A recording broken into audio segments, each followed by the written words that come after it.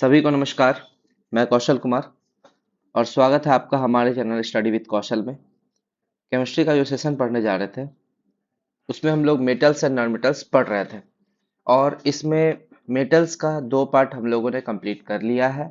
Non metals का एक part मैं अपलोड कर चुका हूँ और आज हम लोग पढ़ने जा रहे हैं non metals part two. Non metals का पार्ट टू, तो चलिए बिना लेट किए स्टार्ट करते हैं।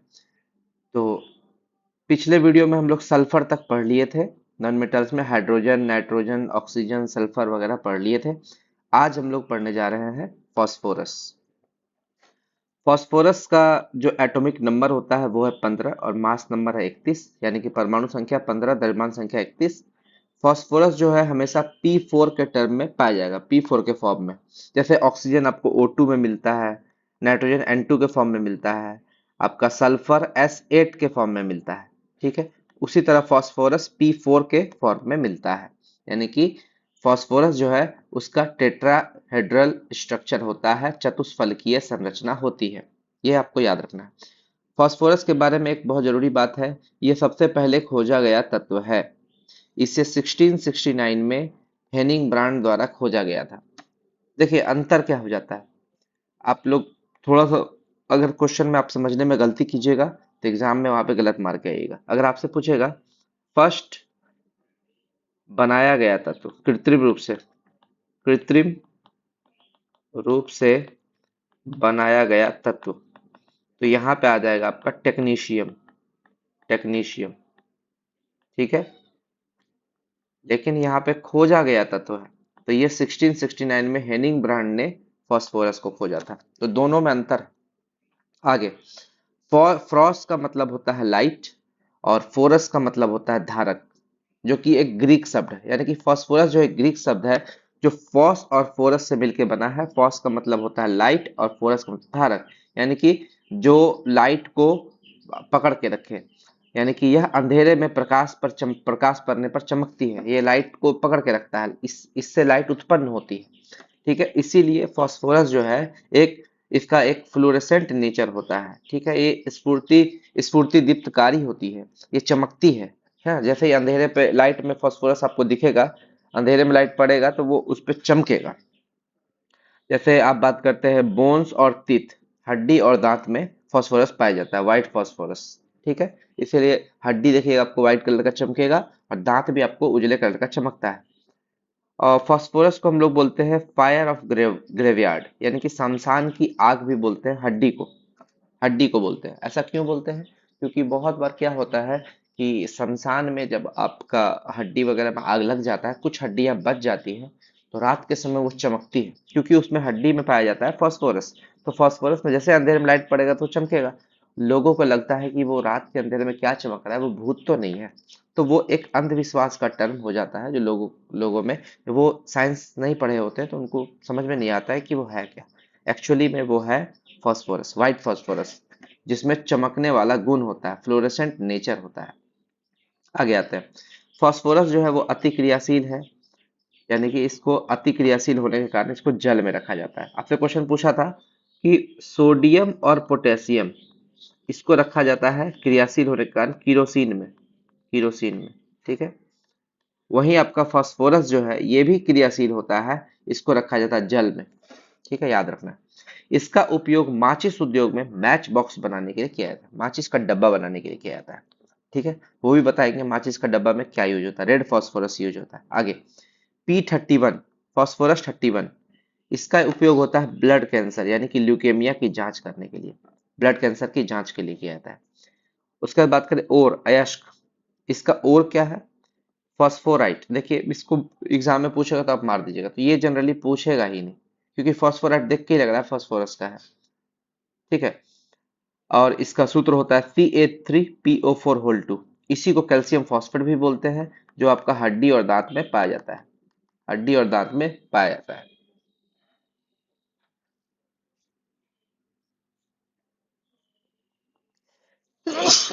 अगला देखिए, पीएच थ्री को बोलते हैं फॉस्फीन। फॉस्फीन जो है वो रंगहीन होता है, सड़ी मछली की तरह इसका गंध होता है, सड़ी मछली की तरह। और पीएच थ्री का यूज कहाँ किया जाता है? होम सिग्नल में, यानी कि शिप को, जहाज को सिग्नल देने के लिए इसका यूज किया जाता है होम सिग्नल में। आगे Zn3P2, इसको बोलते हैं जिंक फॉस्फाइड। जिंक फॉस्फाइड ये होता क्या है? चूहे मारने की दवा है, रैट किलर। इसको रोडेंटिसाइड भी बोल देते हैं, रोडेंटिसाइड।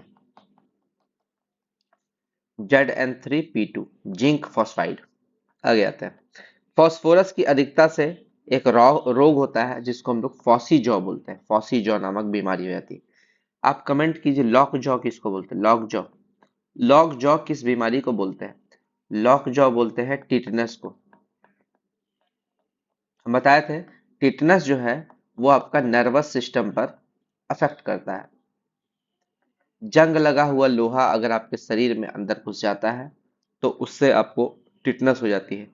आपको टिटनस जो है टिटनी नामक बैक्टीरिया से होता है। चलिए आगे आते हैं। फास्फोरस की अगर बात करें तो ये तीन तरह का होता है।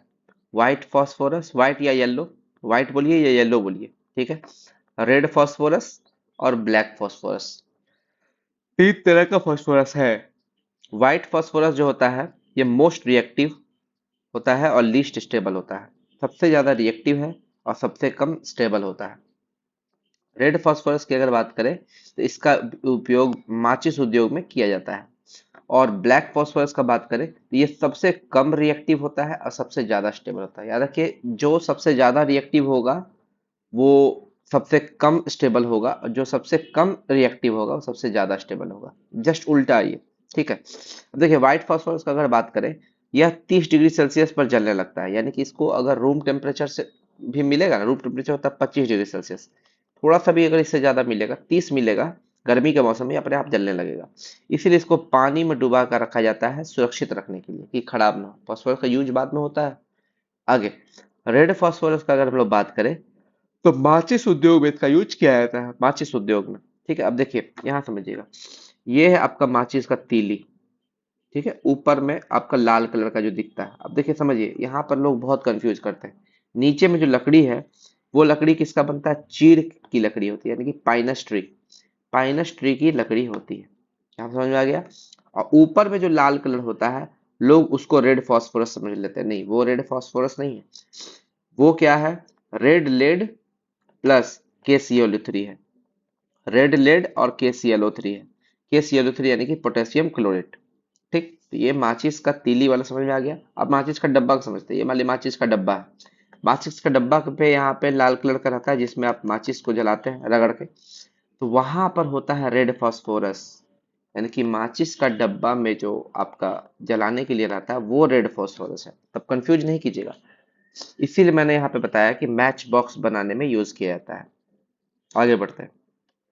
सल्फर या फास्फोरस, ये दोनों हमारे DNA और RNA में पाया जाता है, यानी कि न्यूक्लिक एसिड में पाया जाता है, अमीनो एसिड में पाया जाता है, सल्फर और फास्फोरस।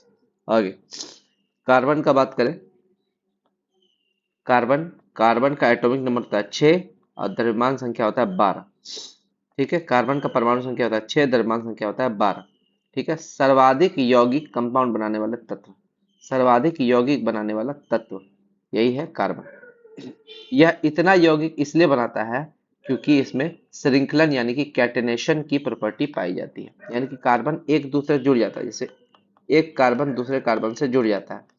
इस इस प्रॉपर्टी को, कार्बन का इस खासियत को बोलते हैं कैटेनेशन, श्रृंखलन, ठीक। आगे वैलेंसी यानी कि संयोजकता का अगर बात करें तो कार्बन का संयोजकता +4 और -4 दोनों होता है, ठीक है।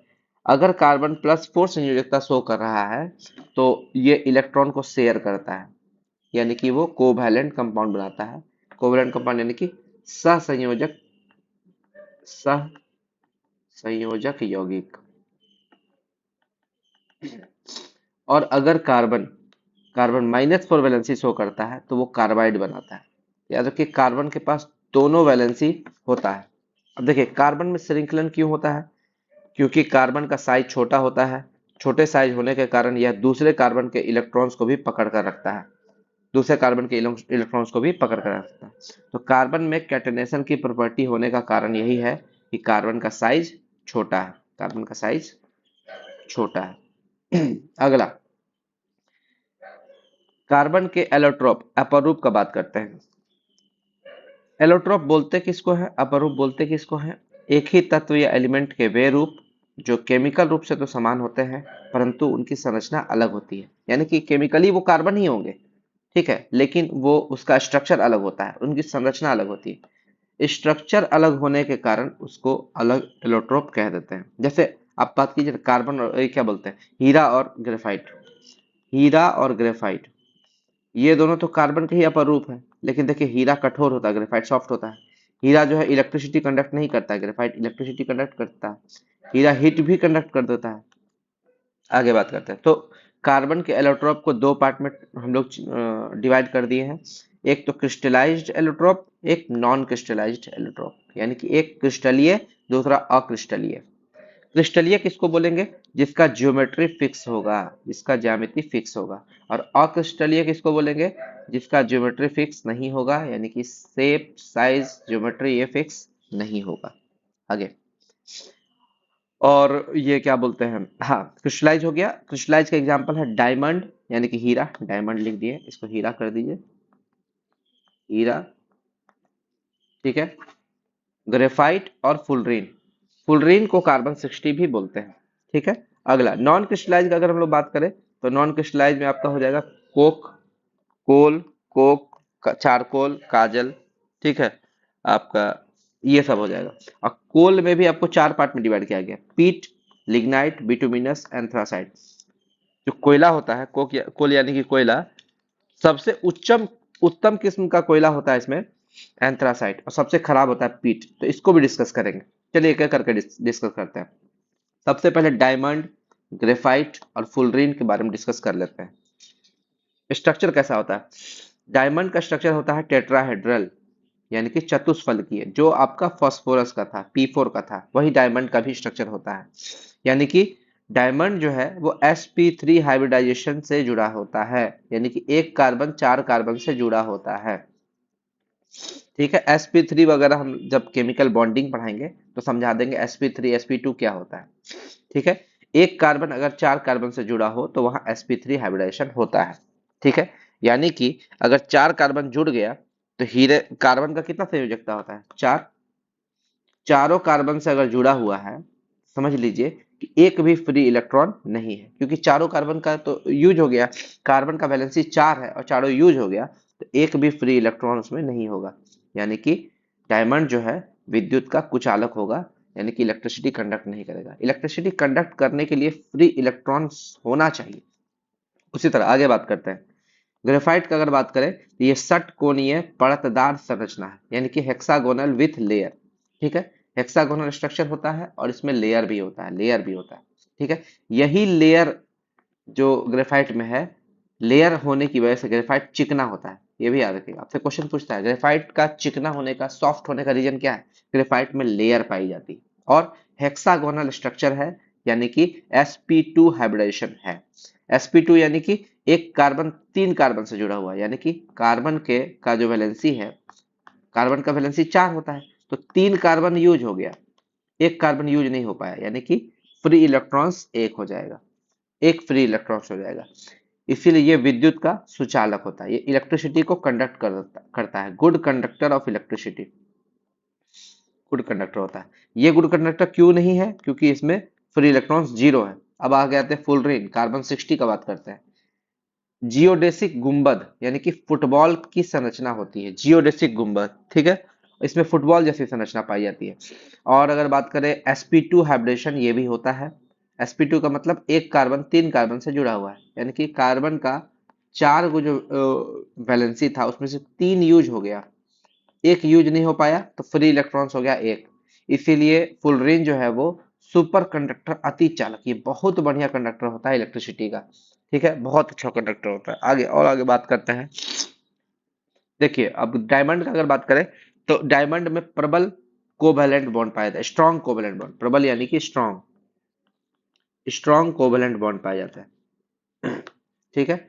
यही कारण है डायमंड कठोर होता है, ये कारण डायमंड कठोर होता है। प्रकृति का सबसे कठोर पदार्थ डायमंड है और इसका प्रयोग कांच या पत्थर काटने में, आभूषणों में किया जाता है। यानी कि कांच काटने में, पत्थर काटने में, या आभूषणों में, आभूषण बनाने में, या डायमंड का नेकलेस वगैरह बनता है, डायमंड का रिंग बनता है, उस सब में यूज किया जाता है।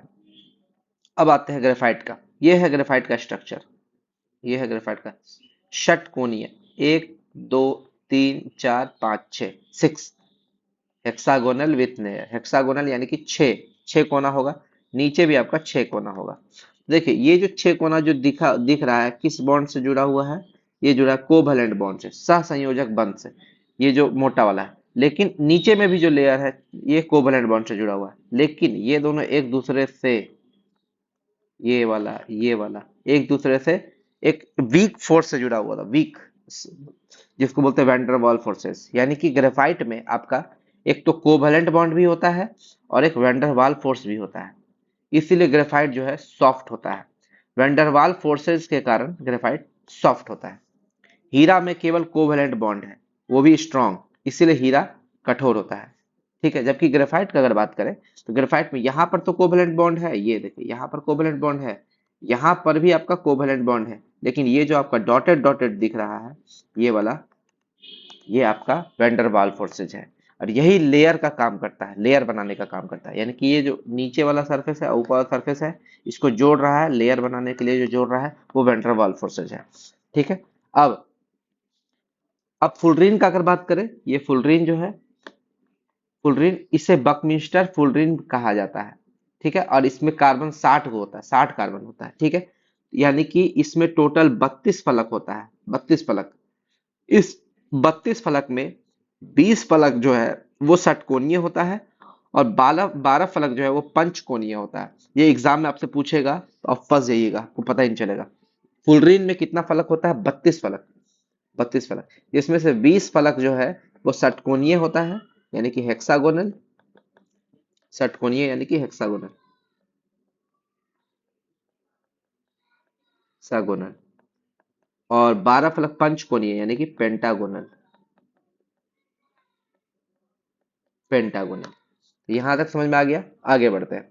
और हीरे का क्या, हीरे के बारे में और फुलरीन के बारे में कुछ नहीं जानना, हीरा और ग्रेफाइट के बारे में थोड़ा सा देख लेते हैं। हीरे की कठोरता को मोह से नापा जाता है। मोह, मोह एक पैमाना है जिससे मापा जाता है। और वेट जो है, हीरा का वेट जो है वो कैरेट में होता है।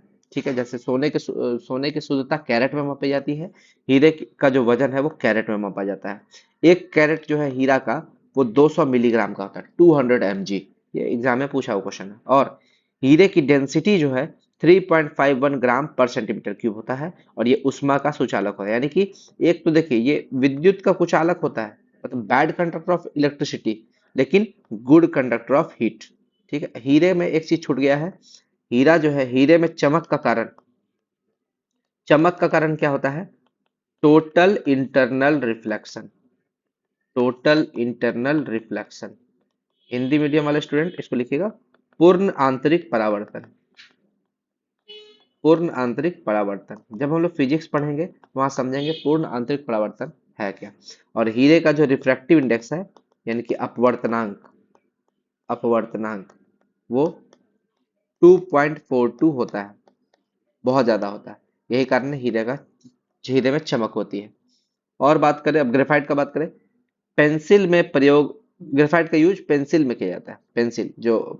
पेंसिल में जो आपका पॉइंट होता है, जो लिखते हैं, जो ब्लैक आपका दिखता है, वो ग्रेफाइट होता है, लेड पेंसिल। देखिए पेंसिल में आपका HB वर्ड लिखा रहेगा, HB। ठीक है, HB का मतलब क्या होता है? बार बार एग्जाम में पूछेगा HB का क्या मतलब होता है। HB का मतलब होता है हार्ड ब्लैक, हार्ड ब्लैक। ठीक है, और ग्रेफाइट का यूज शुष्क स्नेहक के रूप में किया जाता है, यानी कि ल्यूब्रिकेंट के रूप में किया जाता है। आगे, न्यूक्लियर रिएक्टर में मंदक के रूप में, मॉडरेटर के रूप में भी इसका प्रयोग किया जाता है। न्यूक्लियर रिएक्टर में मंदक यानी कि मॉडरेटर के रूप में इसका प्रयोग किया जाता है। इलेक्ट्रोड बनाने में यूज किया जाता है, इलेक्ट्रोड। ठीक है, जो आपका इलेक्ट्रोलाइसिस होता है, तो दो आपका होता है, एक कैथोड होता है, एक एनोड होता है, कैथोड और एक एनोड। ये कैथोड और एनोड बनाने में आपका ग्रेफाइट का यूज किया है, इलेक्ट्रोड बनाने में। चलिए और आगे आते हैं। अब आते हैं कोयला। तो यहाँ पर हम लोग ये तो देख लिए, क्रिस्टलाइज्ड वाला तो पढ़ लिए, डायमंड, हीरा, डायमंड, ग्रेफाइट और फुलरिन। अब नॉन क्रिस्टलाइज्ड में देखते हैं, कोल, कोक, चारकोल, काजल, ये सब पढ़ लेते हैं। चलिए सबसे पहले कोयला का बात करते हैं। कोयला, पीट। पीट जो है इसमें 40 से 50% कार्बन होता है। लिग्नाइट 60 से 70% कार्बन होता है। बिटुमिनस 70 से 85% कार्बन होता है। एंथ्रासाइट 90 से 98% कार्बन होता है। मतलब जिसमें कार्बन की मात्रा ज्यादा रहेगी वो सबसे अच्छा क्वालिटी का कोयला होगा, सबसे कम धुआं देगा। यही कारण है एंथ्रासाइट में 90 से 98% कार्बन होता है, यह बेस्ट क्वालिटी का होता है, सबसे कम धुआं देता है। ठीक है। और भारत में एंथ्रासाइट कोयला कहाँ पाया जाता है? कारगिल में पाया जाता है, कारगिल। अगला, बिटुमिनस का अगर बात करें तो ये 70 से 85 सेकेंड सबसे बेस्ट होता है, सेकेंड नंबर पर आता है। और भारत में सबसे ज्यादा यही पाया जाता है बिटुमिनस, यानी कि एंथ्रासाइट कम पाया जाता है कारगिल वगैरह के क्षेत्र में या कुछ कुछ जगह पे पाया जाता है, लेकिन सबसे ज्यादा अगर भारत में पाया जाएगा जो झड़िया वगैरह है, झारखंड का झड़िया में, ठीक है, केवझर में, ठीक है, उड़ीसा में, और जहां भी कोयला पाया जाता है, ठीक है, नर्मदा घाटी, दामोदर घाटी आपका, तो इस सब घाटी में जहाँ पे कोयला पाया जाएगा वो बिटुमिनस क्वालिटी का पाया जाएगा। आगे, कोक का अगर बात करें, कोक कोयले का ही एक पार्ट है। कोक जो है, कोयले को वायु की अनुपस्थिति में जलाने पर वाष्पशील तत्वों के उड़ जाने के बाद जो शेष बचता है वो कोक होता है। यानी कि क्या करेंगे, कोयला जो है उसको एयर की एब्सेंस में, मतलब हवा नहीं होना चाहिए, हवा में जलाएंगे तो कोयला जल जाएगा, लेकिन हवा की अनुपस्थिति में जलाएंगे कोयला को, तब जलाने पे क्या होगा, जो वाष्पशील तत्व होगा वो उड़ जाएगा, जो उड़ने वाला वोलेटाइल चीज होगा वो उड़ जाएगा, बाकी जो बच जाएगा वो कोक कहलाता है। और कोक में 80 से 85% कार्बन होता है, यानी कि बेस्ट क्वालिटी हो जाता है कोक। यानी कि अगर कोल से कोक बना लिए तो वो ज्यादा अच्छा ईंधन हो जाता है, बेस्ट ईंधन हो जाता है। आगे, काजल का अगर बात करें, काजल तो आपको बहुत जगह मिल जाएगा। जो लैंप जलाए हुए हैं, लैंप में देखिएगा काला कलर का, जैसे आप जो पढ़ने वाला लैंप होता है, लैंप में किनारे शीशा, जो शीशा पर जो काला काला लग जाता है ना, उसको काजल ही बोलते हैं। यानी कि कार्बन युक्त पदार्थ, काजल को कार्बन युक्त पदार्थ, काजल में भी कार्बन होता है। ऑक्सीजन की अपर्याप्त मात्रा में जलाने पर प्राप्त धुएं को इकट्ठा करने पर काजल बनता है। ठीक है। अब मान लीजिए कि आपका लैंप है, ये आपका लैंप है, यहाँ बत्ती है, यहाँ शीशा है, ठीक है, ये जल रहा है, तो यहाँ ऑक्सीजन कम मात्रा में पहुंचता है, कम मात्रा में पहुंचता है।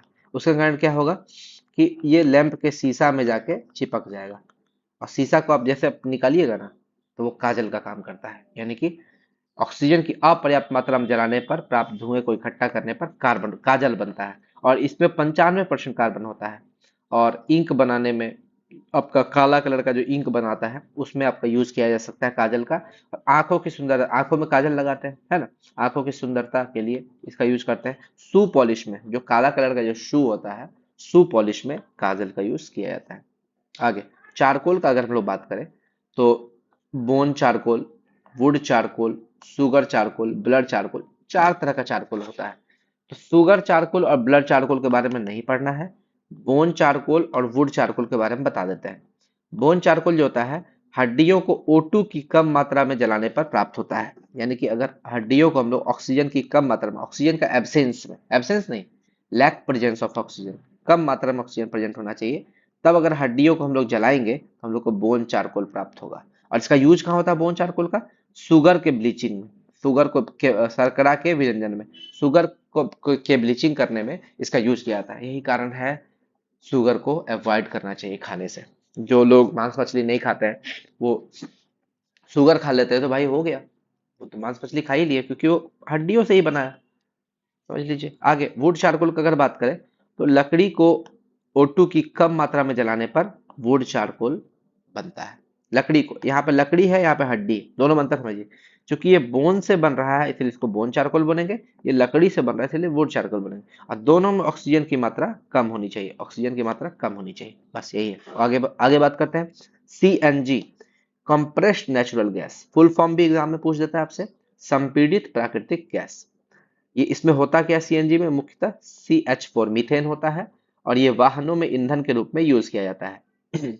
ये हल्की होती है, लीकेज होने पर उड़ जाती है, लेस डैमेज, इसमें डैमेज होने का चांस बहुत कम होता है CNG में, ठीक है, क्योंकि जैसे ही लीकेज होगा वो उड़ जाएगा, तो हम लोग को कोई नुकसान नहीं पहुंचाएगा।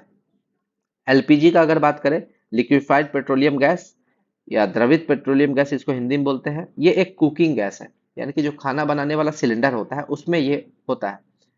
ये ब्यूटेन और प्रोपेन से मिलकर बना होता है, ब्यूटेन और प्रोपेन से। जहां पर ये सीएनजी हल्का होता था, लीकेज होने पर उड़ जाता था, वही एलपीजी उसका उल्टा है, ये भारी होता है, उड़ता नहीं है, इसीलिए ये डेंजरस होता है। ये कारण देखते हैं, जो सिलेंडर, घर का सिलेंडर होता है, वो लीक करने से जो आग लगता है उससे मर सकता है लोग, आग से जल सकता है। ठीक है। इसकी अपनी कोई गंध नहीं होती, यानी कि एलपीजी अगर लीक करेगा तो किसी को पता नहीं चलेगा। इसलिए इसमें लीकेज का पता लगाने के लिए एक इसमें गैस मिलाया जाता है, उसको इथाइल मर्केप्टन बोलते हैं। इसलिए आप जैसे किचन में अपने घुसिएगा, आपको पता चल जाएगा अरे गैस लीक कर रहा है। वो गैस एक गंध, अगर एलपीजी रहता तो आपको पता नहीं चलता, आप जैसे माचिस जलाते आप भी जल जाते। लेकिन इसमें जो लीकेज है उसका पता चल जाता है आपको, क्योंकि उसमें इथाइल मर्केप्टन या मिथाइल, कहीं कहीं मिथाइल मर्केप्टन भी लिखा रहता है, इसमें मिथाइल मर्केप्टन मिला रहता है। तो वो आपको पता चल जाएगा, इसकी गंध आपको नाक में अच्छी लगती है, पता चल जाता है कि हाँ एलपीजी हमारा लीक कर रहा है। एलएनजी का अगर बात करें, लिक्विफाइड नेचुरल गैस, ठीक है, ये बेस्ट फ्यूल फॉर ऑटोमोबाइल का टैग इसको दिया गया है। ऑटोमोबाइल के लिए सबसे अच्छा फ्यूल माना जाता है। इसका भी मुख्य घटक वही है, मीथेन, CH4। जब इसे -162 डिग्री सेल्सियस पर रखा जाएगा तो इसे 600 गुना सिकोड़ सिकोड़ सकते हैं। यानी कि अगर इसको -162 डिग्री सेल्सियस पर रख दिए तो इसको 600 गुना सिकोड़ सकते हैं। यानी कि अगर एक सिलेंडर में आपका 10 लीटर गैस अट सकता है, तो इसमें अगर आप -162 डिग्री सेल्सियस पर रख दीजिएगा 600 गुना, यानी कि 6000 लीटर गैस इसमें भर लीजिएगा। यानी कि इसको आप कहीं भी एक जगह से दूसरी जगह ले जा सकते हैं, ज्यादा मात्रा में ले जा सकते हैं, क्योंकि इसको 600 गुना सिकोड़ सकते हैं। यही खासियत है एलएनजी का, यानी कि आप बहुत ज्यादा गैस को भर सकते हैं उसमें। यह जब यह लिक्विड फॉर्म में होती है तो इसमें आसानी से आग नहीं लगती है। लिक्विड फॉर्म में रहेगा तो आग नहीं लगेगी, जब तक वो गैसीय फॉर्म में रहेगा तब तक उसमें आग, जब वो गैस फॉर्म में जाएगा तभी उसमें आग लगेगा। तो ये एलएनजी बेस्ट फ्यूल ऑटोमोबाइल है, ये आपको आग लगने से भी बचाता है। भारत के केरल में पहला एलएनजी बस चलाया गया था। चलिए आगे बढ़ते हैं। आप कार्बन डाइऑक्साइड और कार्बन मोनोऑक्साइड के बारे में देख लेते हैं। कार्बनिक यौगिक के अपूर्ण दहन से, इनकम्प्लीट कंबशन से जो गैस निकलता है वो होता है कार्बन मोनोऑक्साइड। हम पहले बता चुके हैं, ऑक्सीजन जब हम पढ़ाए थे पिछले वीडियो में, उसमें बताए थे कि किसी भी कार्बनिक यौगिक का, किसी भी ऑर्गेनिक कंपाउंड का अगर इनकम्प्लीट कंबशन होगा, अपूर्ण दहन होगा, तो कार्बन मोनोऑक्साइड निकलेगा। और अगर कंप्लीट कंबशन होगा यानी कि पूर्ण दहन होगा तो कार्बन डाइऑक्साइड निकलेगा। पूर्ण दहन और अपूर्ण दहन से समझते हैं क्या होता है। पूर्ण दहन यानी कि ऑक्सीजन प्रेजेंस में रहेगा, ऑक्सीजन की पर्याप्त मात्रा होगी। और अपूर्ण दहन यानी कि ऑक्सीजन का लेस प्रेजेंस, कम मात्रा में ऑक्सीजन रहेगा। ज्यादा मात्रा में ऑक्सीजन है तो कार्बन डाइऑक्साइड निकलेगा, कम मात्रा में है तो कार्बन मोनोऑक्साइड निकलेगा। अब देखिए समझिए, सिगरेट का धुआं, वाहनों का धुआं और ईंधन जलता है, कोई भी ईंधन लकड़ी वगैरह जलता है, तो आपको सबसे ज्यादा निकलेगा कार्बन मोनोऑक्साइड और दूसरा नंबर पर निकलेगा कार्बन डाइऑक्साइड। क्योंकि सिगरेट का धुआं वगैरह सब में इनकम्प्लीट ऑक्सीजन रहता है, तो वो सबसे ज्यादा कार्बन मोनोऑक्साइड निकलता है वहां पे, कार्बन मोनोऑक्साइड, और दूसरा नंबर पर कार्बन डाइऑक्साइड। ठीक है। और वही अगर आपका श्वास, श्वसन, जो हम लोग सांस लेते हैं तो हम लोग छोड़ते क्या है, कार्बन डाइऑक्साइड। और यही कार्बन डाइऑक्साइड को प्लांट लेता है। इसीलिए प्लांट जो प्रकाश संश्लेषण करता है, फोटोसिंथेसिस करता है, उसमें रिएक्टेंट यानी कि अभिकारक का काम करता है कार्बन डाइऑक्साइड, यानी कि वो उसके लिए एक एजेंट का काम करता है। अगर कार्बन डाइऑक्साइड ना हो तो प्लांट ऑक्सीजन छोड़ेगा कैसे। वायुमंडल में कार्बन डाइऑक्साइड की मात्रा होती है 0.03%, 0.03%। आगे बात करते हैं, अब कार्बन मोनोऑक्साइड के बारे में थोड़ा जान लेते हैं। कार्बन मोनोऑक्साइड को साइलेंट सुसाइड गैस बोलते हैं, मीठी नींद में मौत देने वाली गैस बोलते हैं इसको। क्यों बोलते हैं, क्योंकि जैसे ही बंद कमरा, अगर ठंडा के मौसम में जनरली लोगों का आदत होता है कमरा वमरा बंद कर लेंगे और बंद कमरे में एक लकड़ी जला लेंगे या फिर चूल्हा जला लेंगे रूम को गर्म करने के लिए, या अंगीठी जला लेंगे। बंद कमरे में अंगीठी जलाने पर, या बाथरूम में गैस गीजर से भी होता है। अगर आप ये, अब बाथरूम बंद है, खुला नहीं है, तो आपका कार्बन मोनोऑक्साइड गैस निकलेगा। ये कार्बन मोनोऑक्साइड गैस जब आप सांस लेते हैं तो आपके हीमोग्लोबिन में घुस जाता है और घुस के कार्बोक्सी हीमोग्लोबिन बना देता है। ये हाईली स्टेबल होता है, इतना स्टेबल होता है कि ये खुद मिल जाएगा ब्लड में, ऑक्सीजन को मिलने नहीं देगा। स्टेबल का मतलब यही हुआ, वो मिल गया, हटा ही नहीं। ऑक्सीजन का काम क्या है, ये ब्लड है, जब हम लोग सांस लिए ऑक्सीजन हमारे ब्लड में आया, और जब सांस छोड़े तो कार्बन डाइऑक्साइड ब्लड से निकल गया, या ऑक्सीजन भी है वो ब्लड से निकल गया। लेकिन अगर हम लोग सांस लिए हीमोग्लोबिन हीमोग्लोबिन में सॉरी कार्बन मोनोऑक्साइड, तो ये निकलेगा नहीं, कार्बन मोनोऑक्साइड निकलेगा ही नहीं, ये ब्लड में ही रह जाएगा। अगर कार्बन मोनोऑक्साइड ब्लड में रह जाएगा तो ऑक्सीजन को ब्लड में आने नहीं देगा, तो हम लोग ऑक्सीजन नहीं लेंगे तो मर जाएंगे भाई, ऑक्सीजन सांस नहीं लेंगे तो मर जाएंगे। यही कारण है यह ब्लड में ऑक्सीजन की घुलनशीलता को कम कर देती है, तथा इससे ब्लड कैंसर हो सकता है, ल्यूकेमिया हो सकता है। और ये इतना खतरनाक आपको गैस है, साइलेंट सुसाइड गैस, यानी कि उसमें आपको पता भी नहीं चलेगा, चुपचाप सो जाइएगा, मर जाइएगा अगले सुबह। कि बहुत जगह घटना होता है कि रात में चूल्हा जलाया रूम में, खिड़की बंद है, 2 दिन 3 दिन तक देखे खिड़की नहीं खुला, लोग जाके चेक किया, पता चला अंदर में 4 5 लोग मर गया, माँ बाप भाई बेटा बेटी सब मर गया। ऐसा होता है, रूम में बंद किया सब मर गया। गहरी नींद में ले जाकर दम घोट देती है। सबसे ज्यादा एयर पोल्यूशन करने वाली गैस है कार्बन मोनोऑक्साइड। जितने भी गैस होते हैं उसमें सबसे ज्यादा एयर पोल्यूशन करने में जिसका योगदान है वो कार्बन मोनोऑक्साइड होता है। आगे बात करते हैं। हम लोग ऑक्सीजन इनहेल करते हैं 17%, और कार्बन डाइऑक्साइड एक्सहेल करते हैं 4%। ये आपको और 8वीं में पूछा हुआ क्वेश्चन है।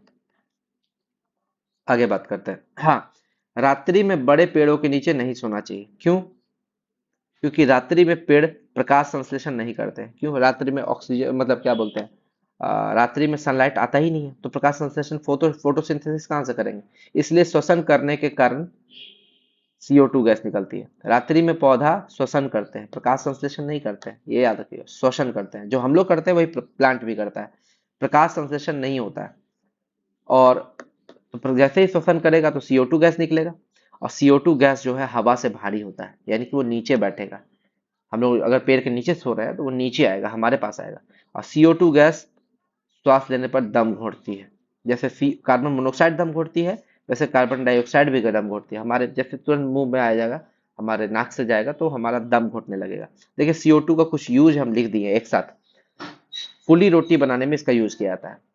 फुली रोटी, जो रोटी फुलाया पाव रोटी वगैरह बोलते हैं ना, पाव रोटी, उसमें आपका कार्बन डाइऑक्साइड यूज होता है। कोल्ड ड्रिंक में कार्बन डाइऑक्साइड भरा होता है। जैसे आप कोल्ड ड्रिंक खोलिएगा ढक्कन तो एक गैस निकलता है तेजी से, वो गैस आपका कार्बन डाइऑक्साइड ही होता है।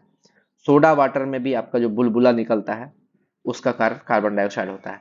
चूने के पानी में मिलाने पर बुलबुले का कारण CO2 है। और चूने के पानी को दुधिया करने का कारण, मिल्की कलर दुधिया करने का कारण भी कार्बन डाइऑक्साइड है।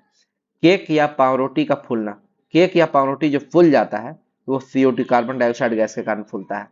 और इसका प्रयोग अग्निशामक फायर एक्सटिंग्विशर के रूप में किया जाता है। देखिए होता क्या, अग्निशामक में एक्चुअली यूज किया जाता है सोडियम बाइकार्बोनेट NaHCO3। इसके क्या बोलते हैं, baking soda. Baking soda, baking soda ये रखा हुआ होता है कहाँ पर, फायर एक्सटिंग्विशर में। अब जैसे इसको हीट करेंगे तो ये बन जाएगा Na2CO3, और कार्बन डाइऑक्साइड को छोड़ देगा। यानी कि डायरेक्ट कार्बन डाइऑक्साइड का यूज नहीं करते हैं, बेकिंग सोडा यूज करते हैं। वो बेकिंग सोडा हीट होने पर कार्बन डाइऑक्साइड निकालता है, और ये कार्बन डाइऑक्साइड गैस बुझाने के काम आता है। कोई भी लगा हुआ आग को बुझाने के काम आता है। जैसे मान लीजिए कि कागज में आग लगा हुआ, ठीक है, यहाँ कागज में आग लगा हुआ, ठीक है, ये जैसे इसमें कार्बन डाइऑक्साइड गैस डालेंगे, ये इसके चारों ओर इसको घेर लेगा, एक लेयर बना लेगा अपना, घेर लेगा, और घेर के ऑक्सीजन सप्लाई बंद कर देगा। और जैसे ही इसमें ऑक्सीजन सप्लाई बंद होगा ये आग अपने आप बुझ जाएगा। यानी कि कार्बन डाइऑक्साइड करता क्या है, जिस भी चीज पर आप कार्बन डाइऑक्साइड छोड़िएगा उसको चारों ओर से घेर लेगा, ऑक्सीजन सप्लाई बंद कर देगा, और वहां का आग बुता देगा।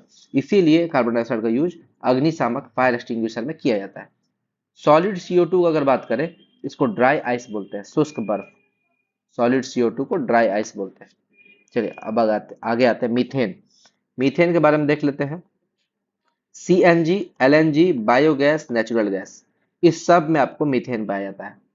CNG, LNG, biogas, natural gas, ठीक। और मार्स गैस भी बोलते हैं मीथेन को। क्यों? क्योंकि ये जो है दलदली क्षेत्रों में पाया जाता है, और ये टॉक्सिक होता है, दमघोटू गैस है। मीथेन जो है दमघोटू गैस है, ठीक है, आपका दम घोट के आपको मार देगा, टॉक्सिक होता है। और मीथेन में आग भी बहुत जल्दी लगता है, कोयला का खान से निकलता है ये। जैसे कोयले का खान, जैसे किसी भी खान से निकलेगा ना, खनन क्षेत्र से आपका ये गैस निकलेगा, और खनन क्षेत्र में लगी आग का कारण भी यही है, मीथेन गैस। आगे, दलदल या कच्छ के क्षेत्रों में पाया जाता है, मड गैस भी बोलते हैं इसको। चलिए मड गैस भी इसका नाम हो गया, ठीक है। रुमिनेंट यानी कि जुगाली करने वाले पशु के बॉडी से निकलता है। जो भी जुगाली करते हैं पशु, गाय हो गया, भैंस हो गया, जो जुगाली बार बार अपना मुंह चलाते रहते हैं, खाना खाने के बाद वो पेट से खाना निकाल के उसको चबाते रहते हैं, जैसे ही वो जुगाली करेंगे उनके मुंह से मीथेन गैस निकलता है। आगे, पैडी फील्ड्स यानी कि धान के खेत से निकलने वाली गैस, ये आपको एग्जाम में पूछ देगा कि धान के खेत से कौन सी गैस निकलती है, मीथेन गैस। जुगाली करने वाले पशु के मुंह से कौन सा गैस निकलता है, मीथेन गैस। दलदली क्षेत्रों में कौन सा गैस पाया जाता है, मीथेन गैस। कोयला की खान है ना, गहरे नाले है ना, सीवरेज नाइल, गहरी खान माइंस, गहरा कुआं वेल, इस सब जगह में गहरा कुआं, गहरा नाला, गहरा खान, इस सब में यही आपका गैस पाया जाता है, मीथेन। और ये गैस वहां पे बहुत ज्यादा आग लगाने का कारण करता है। गोबर में भी पाया जाता है मीथेन, ठीक है, गोबर गैस में भी पाया जाता है। आगे, बायोगैस और गोबर गैस का अगर हम लोग बात करें ठीक है, सबसे पहले तो बायोगैस या गोबर गैस का बात करें तो इसको बनाया कौन था, C B Desai. C B Desai Indian थे, इंडियन ने गोबर गैस का आविष्कार किया है। गोबर गैस के आविष्कारक हैं सी बी देसाई। ये भी एग्जाम में पूछा हुआ क्वेश्चन। आगे, इसको गोबर गैस या बायोगैस बोलिए। इस बनता कैसे, गोबर और जैव अपशिष्ट से बनता है। गोबर और वेस्ट, बायो वेस्ट से बनता है, ठीक है। और गोबर और बायो वेस्ट के साथ साथ इसमें एक बैक्टीरिया मिलाया जाता है, इसमें एक बैक्टीरिया बनाया जाता है। इस बैक्टीरिया को बोलते हैं मैथेनोबैक्टीरियम। मैथेनोबैक्टीरियम, अगर ये क्वेश्चन पूछ देगा कि गोबर गैस में कौन सा बैक्टीरिया मिलाया जाता है, तो मुंह बना देगा बहुत लड़का लोग, उसको पता ही नहीं चलेगा। मैथेनोबैक्टीरियम नामक बैक्टीरिया मिलाया जाता है। ये एनसीईआरटी में लिखा हुआ, मैं नहीं कह रहा हूँ, एनसीईआरटी में लिखा हुआ, ठीक है। और इस मिक्सचर को, गोबर और जैव अपशिष्ट के मिक्सचर को ऑक्सीजन की एब्सेंस में, यानी ऑक्सीजन नहीं मिलना चाहिए, ऑक्सीजन की एब्सेंस में रखा जाता है, सारा ऑक्सीजन उससे निकाल लिया जाता है। तो क्या होता है, तो अगर हम लोग गोबर जैव अपशिष्ट उसमें बैक्टीरिया मिला दिए और ऑक्सीजन सारा निकाल दिए, तो बनेगा क्या, तो बनेगा हमारा मीथेन। मीथेन सबसे ज्यादा बनेगा, फिर कार्बन डाइऑक्साइड भी बनता है और H2S भी बनता है। इस तीनों के मिक्सचर को बोलते हैं बायोगैस। इस तीनों में इसका कोई यूज नहीं, इसका कोई यूज नहीं है, यूज है सिर्फ मीथेन का, क्योंकि मीथेन जो है वो आपका बायोगैस का काम करता है, ठीक है। चलिए, तो गोबर गैस का अगर बात करें तो इसमें तीन चीज हो गया, मीथेन, कार्बन डाइऑक्साइड, H2S। कैसे बना, गोबर और कोई भी जैव अपशिष्ट ले लीजिए, बायोवेस्ट, पत्ता, ब्लिटरिंग, कुछ भी ले लीजिए आप, ठीक है, कचड़ा, कुछ भी उठा के ले लीजिए, वो आपका, उसको बंद कर दीजिए एक जगह पर जहां ऑक्सीजन नहीं जाना चाहिए, और बैक्टीरिया मिला दीजिए, मैथेनोबैक्टीरियम, वो आपका बन जाएगा मीथेन, कार्बन डाइऑक्साइड, H2S। इसी को बोलते हैं बायोगैस, जिसमें यूज है प्राइमरी मीथेन का। आगे आते हैं, कोल गैस का बात करें तो इसमें होता है कार्बन मोनोक्साइड, मीथेन और H2। कोल गैस में कार्बन मोनोक्साइड, देखिए कार्बन मोनोक्साइड होगा, आप देखिए इस तीनों में कार्बन मोनोक्साइड है, कार्बन मोनोक्साइड तीनों में है। Coal gas, water gas, producer gas. अंतर क्या समझिए, अगर कार्बन मोनोक्साइड के साथ मीथेन और H2 मिला दिया जाए तो कोल गैस हो जाता है, और इसमें H2 जो है 50% रहेगा। और सिर्फ कार्बन मोनोक्साइड और H2 है तो हो जाएगा वाटर गैस। भाप अंगार गैस भी इसको बोलते हैं हिंदी में, भाप अंगार गैस। और CO, कार्बन मोनोक्साइड में अगर N2 मिल जाए इसको बोलते हैं प्रोड्यूसर गैस, वायु अंगार गैस, वायु अंगार गैस। आप कैसे समझिएगा, भाप यानी कि H2O, भाप का मतलब क्या हो गया, पानी, पानी मतलब H2O, H2 को याद रखिए। भाप अंगार गैस में यानी कि वाटर गैस में H2 रहेगा, यानी कि CO plus H2। Producer gas, वायु अंगार का, वायु में सबसे ज्यादा क्या पाया जाता है, नाइट्रोजन, यानी कि कार्बन मोनोक्साइड के साथ नाइट्रोजन रहेगा। और कोल गैस, कोयला, तो कोयला वाला गैस आ गया तो कोल गैस आपका मीथेन भी रहेगा, मीथेन भी रहेगा इसमें। तो कार्बन मोनोक्साइड तो तीनों में है, अगर वाटर गैस का बात किया तो H2 हो जाएगा, वायु अंगार गैस, प्रोड्यूसर गैस का बात किया तो N2 हो जाएगा, और अगर कोल गैस, कोयला का बात किया तो मीथेन प्लस H2 हो जाएगा। तो ये आपको याद रखना, अगर एग्जाम में आपसे पूछे तो कहीं भी फंसना नहीं है, इसको मार देना। आगे, आइसोटोप्स ऑफ कार्बन। कार्बन का अगर आइसोटोप का बात करें तो कार्बन का 3 आइसोटोप है, ठीक है, C12, C13, C4। देखिए इसको ऐसे लिखते हैं हम लोग, इसको हम लोग लिखते हैं C12, C13 और C14। ऐसा इसलिए लिखते हैं क्योंकि सब में आपका एटॉमिक नंबर 6 है, मास नंबर चेंज हो जाता है 12, 13, 14, ठीक। आइसोटोप को हिंदी में क्या बोलते हैं, समस्थानिक। समस्थानिक। चलिए, कार्बन का जो 12 आइसोटोप है वो सबसे ज्यादा पाया जाता है, सबसे ज्यादा। और इसी का यूज, इस कार्बन 12 जो आइसोटोप है, इसका 1/12 वेट जो होता है वो 1 AMU होता है, एटॉमिक मास यूनिट। हम लोग जब मोल कंसेप्ट पढ़े हैं या फिर आपको एलिमेंट वाला चैप्टर पढ़े हैं, तत्व वाला चैप्टर, तो उसमें हम आपको बताए हुए हैं। अगला, कार्बन 13, इसके बारे में ज्यादा नहीं पढ़ना। कार्बन 14 के बारे में समझते हैं। कार्बन 14 का प्रयोग कार्बन डेटिंग में फॉसिल्स का एज पता करने के लिए किया जाता है। फॉसिल्स का एज पता करने के लिए कार्बन डेटिंग में किया जाता है। ठीक है। अब हम आपको बताए थे कि अर्थ का एज कैसे पता करेंगे। अर्थ का, कोई प्लानेट का uranium dating, uranium dating,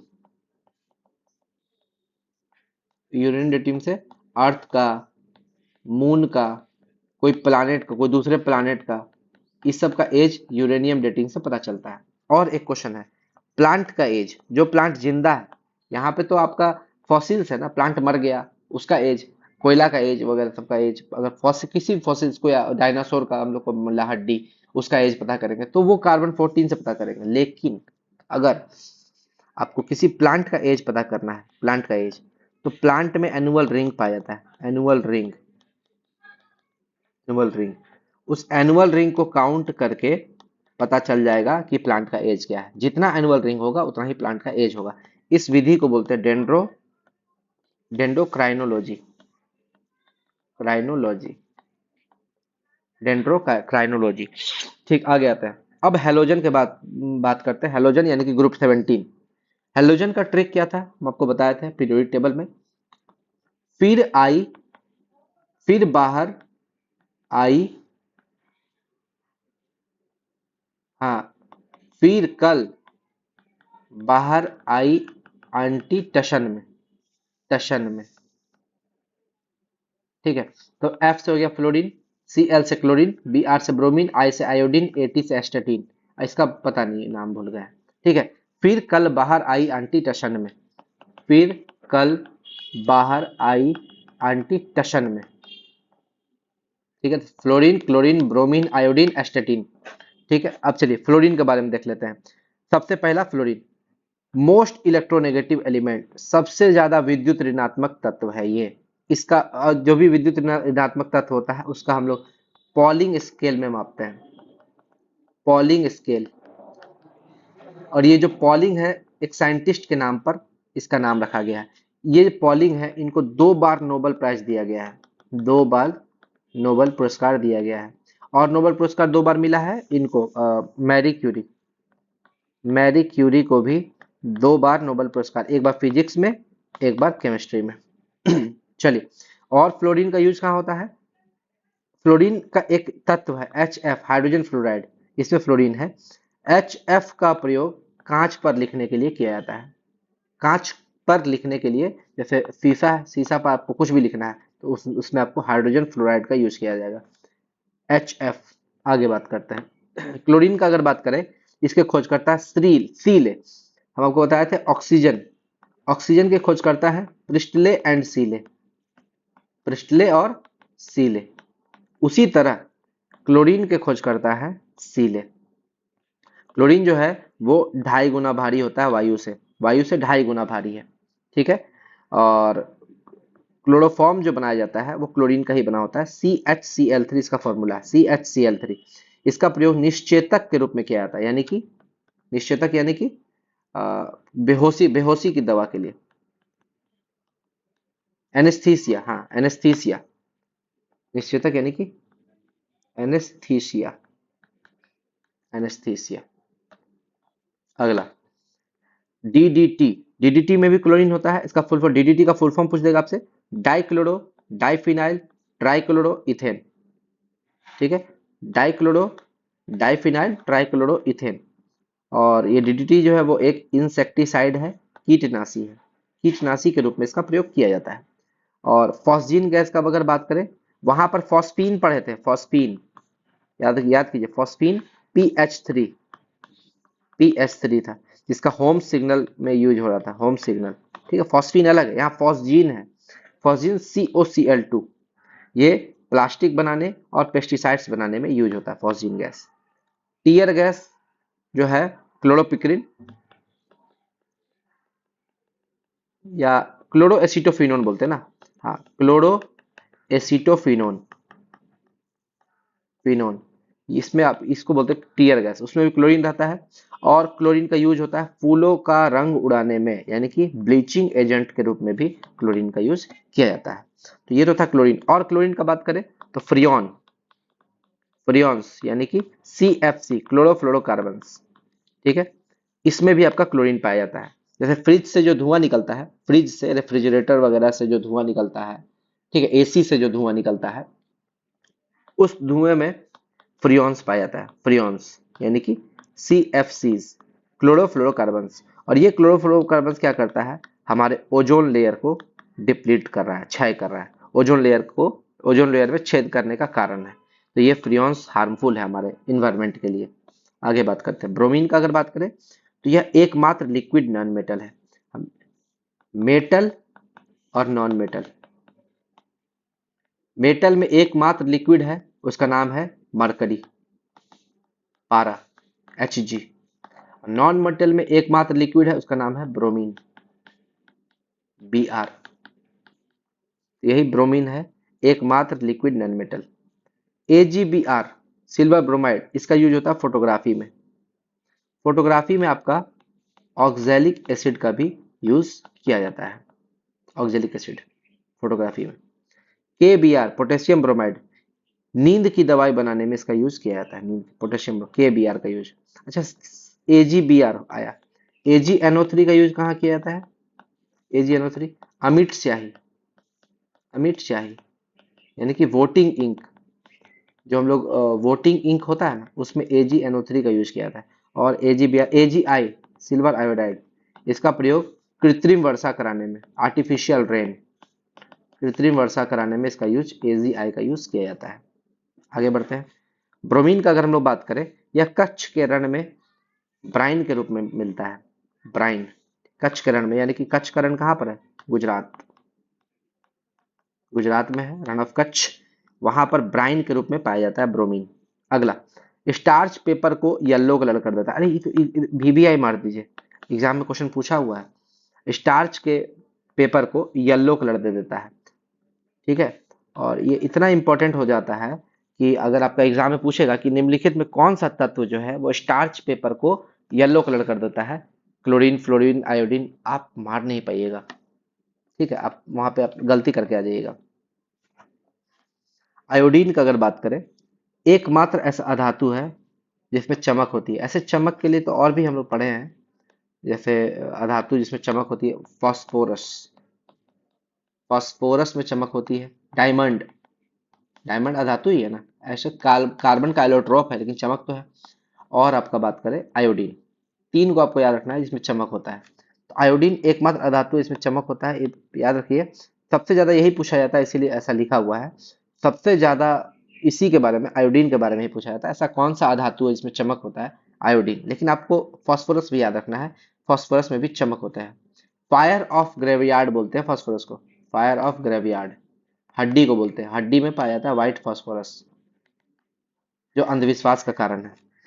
I131 iodine 131, इसका प्रयोग किया जाता है थायराइड ग्लैंड के कैंसर के उपचार के लिए।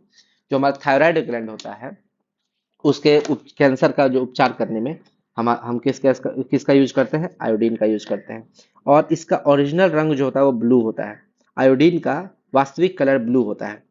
इसका प्रयोग आयोडोफॉर्म बनाने में भी किया जाता है, CHI3। इससे पहले हम क्लोरोफॉर्म बताए थे जो निश्चेतक के रूप में यूज होता था। आयोडोफॉर्म जो है CHI3, वो आपका आयोडीन से बनता है। टिंचर आयोडीन का अगर बात करें, टिंचर आयोडीन, तो आयोडीन में मिलाया जाता है इथाइल अल्कोहल, और ये घाव को साफ करने में प्रयोग किया जाता है। और आयोडीन का प्रयोग अंडा उत्पादन को बढ़ाने में भी किया जाता है, अंडा उत्पादन को बढ़ाने में। अगला है एस्टेटीन, एस्टेटीन, एस्टेटीन जो है हम बताए थे, फ्लोरीन, क्लोरीन, ब्रोमीन, आयोडीन, एस्टेटीन, ये एस्टेटीन है, लास्टे है, उसके बाद जो आया था वो रेडियो एक्टिव हो जाता है। Only radio active halogen, only radio active halogen earth crust में सबसे कम मात्रा में पाया जाता है। तो एस्टेटीन से पूछा हुआ एकमात्र सवाल यही है जो हम देखे हैं एग्जाम में, कि पृथ्वी के जो भूपर्पटी है उसमें सबसे कम मात्रा में कौन सा तत्व पाया जाता है, तो वो एस्टेटीन है। आगे आते हैं, अब इनर्ट गैस, थोड़ा सा नोबल गैस के बारे में पढ़ लेते हैं। नोबल गैस जो कि ग्रुप 18 में है, मॉडर्न पीरियोडिक टेबल का ग्रुप 18 में पाया जाता है, देखा गया है। और देख लेते हैं इसमें कौन कौन है। इसका ट्रिक जो हम लोग पढ़े थे, ट्रिक पीरियोडिक टेबल में, वो ये था, हेमा, नेहा और करिश्मा जेरोक्स रूम में ओझल। ओझल तो हेमा से हो गया helium, Neha neon, argon, krypton, xenon, radon, oganesson. Oganesson सबसे लास्ट तत्व है, एटॉमिक नंबर 118, सबसे लास्ट तत्व है। आगे बात करते हैं, वायुमंडल में सबसे ज्यादा कौन सा इनर्ट गैस पाया जाएगा, आर्गन। इसकी खोज करता है रीले। रीले रीले देखिए अंतर है, रीले। सबसे हल्की गैस हीलियम, ये इनर्ट गैस है, आर्गन भी इनर्ट गैस है, हीलियम भी इनर्ट गैस है। और हीलियम के खोजकर्ता कौन है, लोकेयर।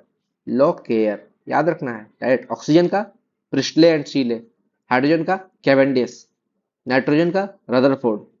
इस सब आपको याद रखना है, कौन सा गैस कब कहाँ पूछ दे कहना मुश्किल है। क्लोरीन का हम बताए थे सीले, क्लोरीन का सीले, आर्गन का रीले। अंतर समझिए, तो छोटा छोटा अंतर है जो आपका एग्जाम में गड़बड़ करा सकता है। हॉट एयर बैलून में किसका प्रयोग किया जाता है, हाइड्रोजन के साथ हीलियम। ऐसे याद रखना आपको, हाइड्रोजन के साथ हीलियम। आर्टिफिशियल रेस्पिरेशन में, जो हम लोग आर्टिफिशियल रेस्पिरेशन में ऑक्सीजन और हीलियम का यूज करते हैं, किस रेशियो में, 1:4 में। ऑक्सीजन 1, हीलियम 4, यानी कि देखिए यूज हो रहा है ऑक्सीजन का, लेकिन हीलियम ज्यादा ले रहे हैं, 1:4 में। और जो गोताखोर जो सिलेंडर ले जाते हैं पानी के अंदर, वो भी तो आर्टिफिशियल रेस्पिरेशन में ही यूज होता है, उसमें भी ऑक्सीजन और हीलियम का यूज 1:4 में किया जाता है। एयरक्राफ्ट के टायर का अगर बात करें, जो एयरक्राफ्ट होता है उसका टायर में हीलियम और नाइट्रोजन गैस बढ़ा होता है। तो ये जितना भी क्वेश्चन हम आपको करवा रहे हैं, रिपीटिटिव आपको मोड में करा रहे हैं, रिपीटिटिव हम पहले पढ़ा चुके हैं, अब रिपीट हो रहा है। ठीक है, चूंकि ये ऐसा टॉपिक ही है, इसको रिपीट करना जरूरी है। आप इसको याद करने के मकसद से देखें, वीडियो एक बार देख भी लीजिएगा ना, तो 90% क्वेश्चन आपको याद हो जाएगा देख के। ठीक है, नहीं याद हुआ तो आप एक बार नोट्स बना लीजिए, नोट्स को देख लीजिए, एग्जाम टाइम में रिवीजन कर लीजिए, बस इतना ही है। हम अपना लेवल इतना हार्ड करके रखे हैं कि किसी भी एग्जाम में आपका एक भी क्वेश्चन छूटने से रहा, छूटेगा ही नहीं। अगला, नियॉन, क्रिप्टॉन और जेनॉन, इसके खोज करता है रैमजे। और ये अक्रिय गैस के भी खोज करता है रैमजे। ठीक है, नियॉन, क्रिप्टॉन और जेनॉन। ठीक है, लेकिन आर्गन के खोज करता रीले, हीलियम के खोज करता लोकेयर। नियॉन का अगर बात करें तो फ्लोरेसेंट लैंप में इसका यूज होता है, फ्लोरेसेंट लैंप में। ठीक है, और ग्लोरिस बोर्ड में और बीकन लाइट में इसका यूज किया जाता है। ये तीनों क्वेश्चन VBI, रुकिए इसको दूसरा कलर कर देते हैं, फ्लोरेसेंट लैंप में, ग्लोरिस बोर्ड में और बीकन लाइट में, इस तीनों में इसका यूज किया जाता है। और अगर हम लोग जेनॉन का बात करें, जेनॉन का तो सॉरी जेनॉन का बात करें, इसको हम लोग स्ट्रेंजर गैस बोलते हैं, स्ट्रेंजर गैस। सबसे ज्यादा कंपाउंड बनाने वाला अक्रिय गैस है। सबसे पहले तो हम लोग ये पढ़े हैं कि अक्रिय गैस कोई कंपाउंड नहीं बनाता है, क्योंकि कंपाउंड नहीं बनाने के कारण ही तो इसको अक्रिय गैस बोलते हैं, क्योंकि इसका वैलेंसी होता है जीरो। वैलेंसी होता है जीरो। इसके इसका अष्टक कंप्लीट होता है, इसका जो लास्ट सेल है इस ऑक्टेट कंप्लीट होता है, इसीलिए कंपाउंड नहीं बनाता है। लेकिन जेनॉन जो है एकमात्र ऐसा अक्रिय गैस है जो कंपाउंड बनाता है।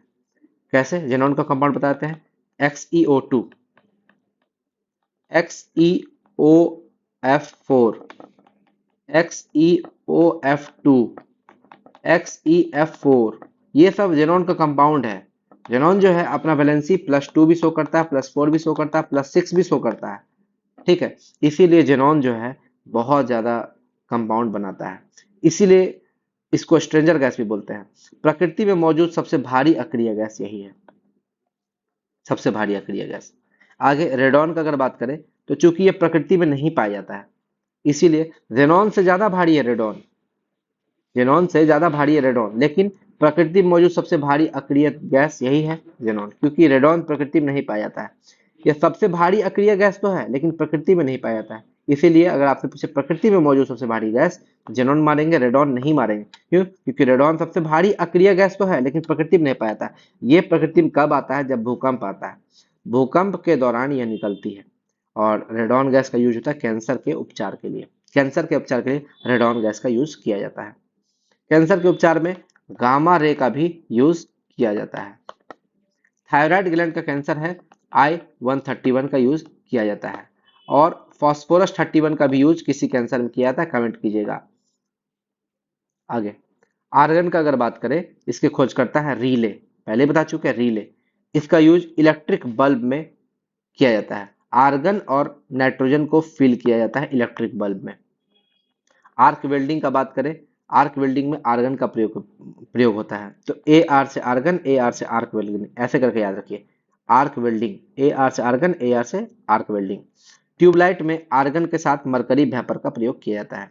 ट्यूबलाइट में आर्गन के साथ मरकरी वेपर का प्रयोग किया जाता है। तो ये था हमारा नन मेटल का पार्ट 2। और नन मेटल से रिलेटेड जितना भी क्वेश्चन था वो मैंने इसमें कंप्लीट कर दिया है। तो आपको मेरा वीडियो कैसा लगा जरूर कमेंट कीजिएगा।